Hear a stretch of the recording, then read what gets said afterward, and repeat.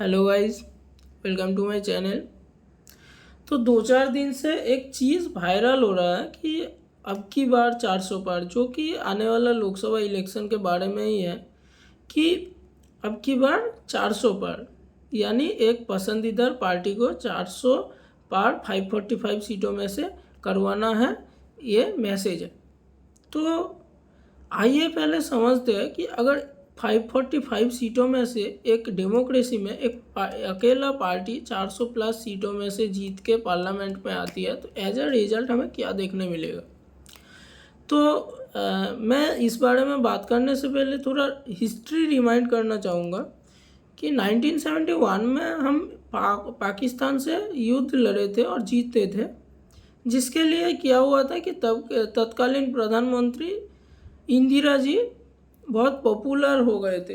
इसलिए क्या हुआ कि 1972 के इलेक्शन में 40 to 50 सीट्स केवल ऑपोजिशन को मिले थे, बाकी सब सीट्स, बाकी कंप्लीट सीट कांग्रेस पूर्ण बहुमत से जीता था।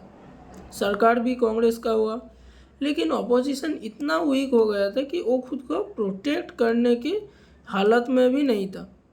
हम लोगों ने अपोजिशन को इतना वीक बना दिया था अपने वोट के माध्यम से। फिर क्या हुआ, बहुत स्टेट्स ऐसे थे जिससे चुनी हुई सरकार गिराई गई और फिर हालत इतना ख़राब हुआ कि इमरजेंसी लाना पड़ा। इमरजेंसी लाया गया, फिर पत्रकार को लेकर या जो भी सरकार के खिलाफ बोलेगा उसको जेल में ठूस दिया गया। तो एक डेमोक्रेसी की एंड तक आ चुका था तब 1976 आई थिंक। फिर 78 में इलेक्शन हुआ, तब लोग अपनी बुद्धि से वाइजली वोट किया। फिर क्या हुआ कि सरकार पलटा और तब से लेके 2014 तक एक बैलेंस से चल रहा है सब कुछ कि हाँ यार, जो जीत हार लगी रहती है, लेकिन एक रूलिंग पार्टी के साथ साथ एक ऑपोजिशन, स्ट्रॉन्ग ऑपोजिशन भी रहना चाहिए। ये बात तो हमें समझ आ गया था इमरजेंसी के वक्त। अब क्या होने जा रहा है, 2019 के इलेक्शन में क्या हुआ कि ऑपोजिशन थोड़ा तो वीक हुआ, थोड़ा क्या काफ़ी ज़्यादा वीक हुआ, इतना कि उसकी आवाज़ अगर बुलंद करके भी कुछ बोले तो ना मीडिया ना कोई उसका साथ देने के हालत में है, या जो भी कह सकते हैं वो अलग बात है। अब 24 में एक कॉन्फिडेंट होके एक पर्टिकुलर पार्टी में नाम लूँगा, बीजेपी ऑब्वियसली, एक मैसेज देने की कोशिश कर रहा है कि अब की बार 400 पार। हाँ, पार्टी है, खुद को प्रमोट करने के लिए ये एबनॉर्मल कुछ नहीं है, ठीक है। लेकिन अगर 400 पर हो गया तब क्या होगा कि यार कुछ बचेगा ही नहीं। एक डेमोक्रेसी में जो एक बैलेंस रहता है ऑपोजिशन और रूलिंग पार्टी को लेकर, कि अगर रूलिंग पार्टी सरकार अगर कुछ गलत काम करे तो अपोजिशन उसको गलत ठहराए, सरकार से जवाब मांगे, सरकार को अकाउंटेबल ठहराए, उस काम को करने से रोके। अगर 400 पर हो गया ना तो ये चीज़ शायद हमें नहीं देखने मिलेगा। और सिर्फ देखने नहीं मिलेगा ऐसा नहीं, सरकार जो चाहे जो मर्जी चाहे वो कर सकती है। वो साधारण इंसान के लिए, एक वोटर के लिए अच्छा हो या ना हो, या फिर कुछ पर्टिकुलर दोस्त के लिए पूरे देश के जनता की पैसा चोरी कर लेना या हड़प लेना, या टैक्स के माध्यम से सारा पैसा लेके किसी पर्टिकुलर एक इंसान को कर्जा दे देना या पैसा दे के भगा देना, ये बहुत चीज़ पॉसिबल तब लीगल हो जाएगा। क्यों? क्योंकि आवाज़ उठाने के लिए जो एक और स्ट्रॉन्ग ऑपोजिशन एग्जिस्ट करना चाहिए एक हेल्दी डेमोक्रेसी में, वो शायद नहीं रहेगा। लेकिन फिर दूसरी बात मेरे दिमाग में आई कि हमारे किसान आंदोलन कर रहा है लद्दाख में, हमारा एक्चुअल कंट्री का हीरो सोनम वांगचुक आंदोलन कर रहा है 21 शायद, हाँ 21 डेज से फास्टिंग पे था। फिर सरकार टस से मस नहीं हुआ। ये देखने के बाद भी मीडिया भी इस बात में चुप रही, क्योंकि ये अब कोई कॉन्फिडेंशियल बात तो रह नहीं गई है कि मीडिया एक पर्टिकुलर पार्टी के लिए बायस्ड है। फिर क्या हुआ कि हमारा एथलीट्स आंदोलन किया कुछ दिन तक, स्टूडेंट आंदोलन कर रहे हैं, फार्मर्स आंदोलन कर रहे हैं, लेकिन फिर भी देश के हर कोने में आंदोलन होने के बाद भी ये सरकार कॉन्फिडेंस के साथ ये कैसे बोल पा रहा है कि अब की बार 400 पार कैसे? फिर वोटर्स, फार्मर्स से लेके एथलीट्स से लेके हर कोई तो आंदोलन कर रहा है।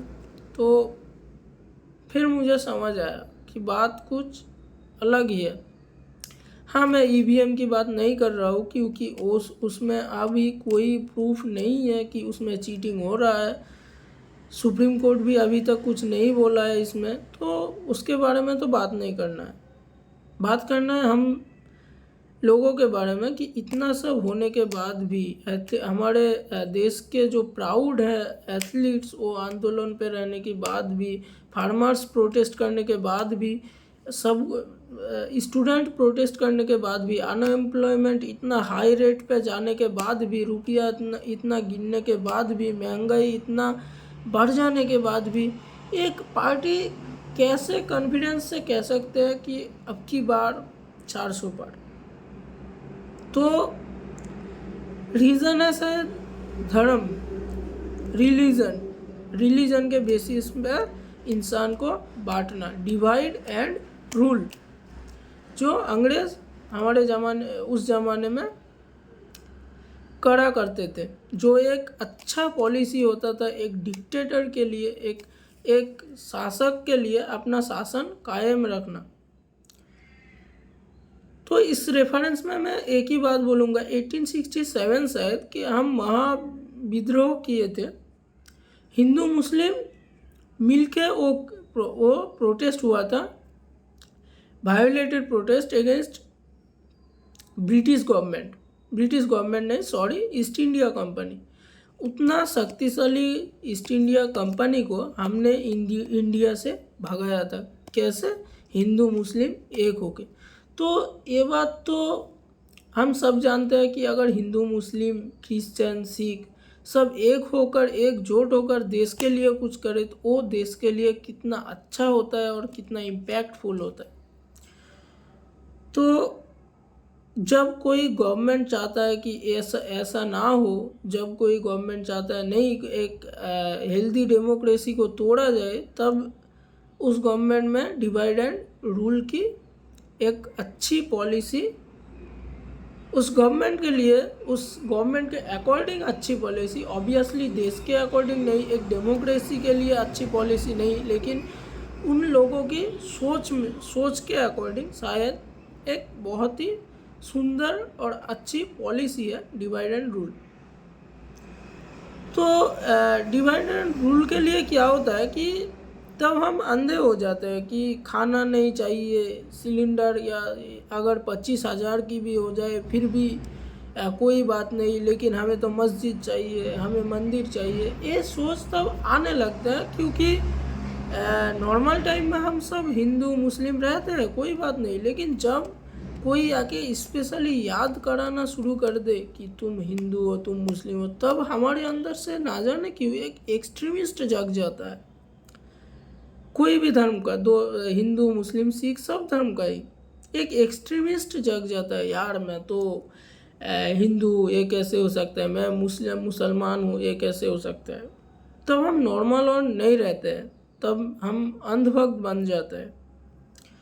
तो फिर उसके बाद क्या होता है कि यार हम सब कुछ देखना बंद कर देते हैं, जैसे अनएम्प्लॉयमेंट या भूखमरी जो है, हंगर इंडेक्स, हमारा मीडिया इंडेक्स, फिर उसके बाद आता है कि रुपया जो गिर रहा है, उसके बाद अनएम्प्लॉयमेंट के बारे में, एजुकेशन के बारे में, हेल्थ के बारे में, जो हेल्थ सिस्टम इस सरकार का एक्सपोज हुआ था कोविड के टाइम, उसके बारे में हम इन सब चीज़ों को साइड में रख देते हैं। मणिपुर जल रहा है, उसके बारे में हम सब कुछ साइड में रख देते हैं। हमें सिर्फ ख्याल रहता है कि ये हमारा मसीहा है, हमें मसीहा लगने लगता है।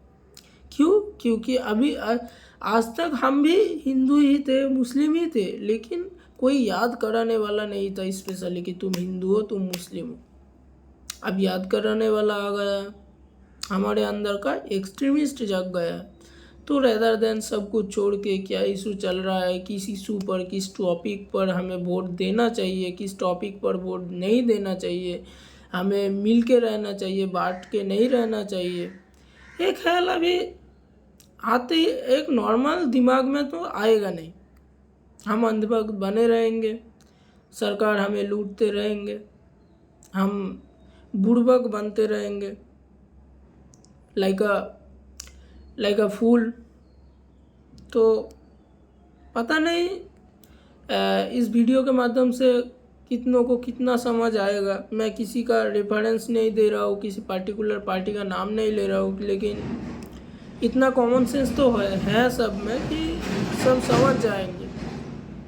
लास्ट में सिर्फ इतना ही बात बोलूँगा कि यार ठीक है, मस्जिद बन गया, मंदिर बन गया, वो अलग बात है। मैं अगर पूजा करना चाहूँ तो इस रूम पे बैठ के भी कर सकता हूँ, और नमाज़ पढ़ना चाहूँ तो इस रूम पे बैठ के खड़ा होकर भी नमाज़ पढ़ सकता हूँ। लेकिन मैं इस रूम पे बैठ के इंजीनियरिंग नहीं पढ़ सकता, मैं इस रूम पे बैठ के मेडिकल नहीं पढ़ सकता। अगर मेरे को मेडिकल पढ़ना है तो एक मेडिकल कॉलेज में जाना चाहिए, जिसके लिए सफिशिएंट अमाउंट में गवर्नमेंट मेडिकल कॉलेज होना चाहिए, जो अभी नहीं है। गवर्नमेंट आईआईटी होना चाहिए, जितना उतना नहीं है। नया करके कुछ न्यू आईआईटी हो रहा है ऐसा नहीं है। क्यों? हम लोगों का डिमांड ये नहीं है कि न्यू आईआईटी चाहिए, खाना चाहिए, जॉब चाहिए, एम्प्लॉयमेंट चाहिए, मेडिकल चाहिए, अच्छा स्वास्थ्य व्यवस्था चाहिए। ये सब हमारे माइंड में नहीं है। हमारे माइंड में क्या है? मस्जिद चाहिए, मंदिर चाहिए। तो इसके क्या बोलूँ कि नहीं यार, अब सोच शायद बदलने की समय आ गया है कि क्योंकि अब ख़त्म हो चुका है सब। शायद मेरे को ऐसा लगता है कि ये इलेक्शन 2024 का इलेक्शन ही हमारे लिए लास्ट चांस है।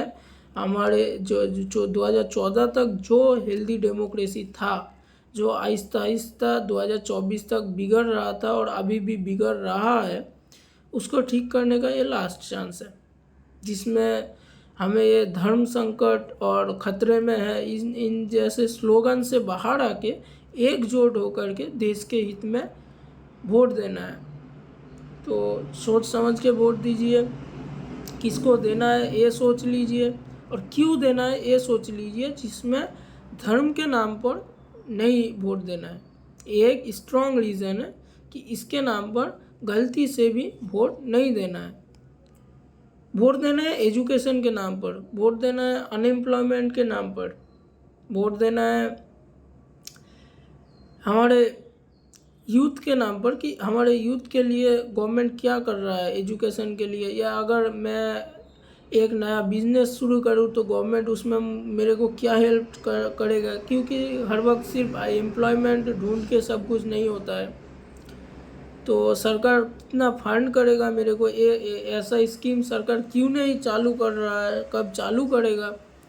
और दूसरी बात, बहुत ही रेल में बहुत वैकेंसी खाली है, उसके बाद रेल्स। तो ये सब चीज़ें हमें सोचना चाहिए।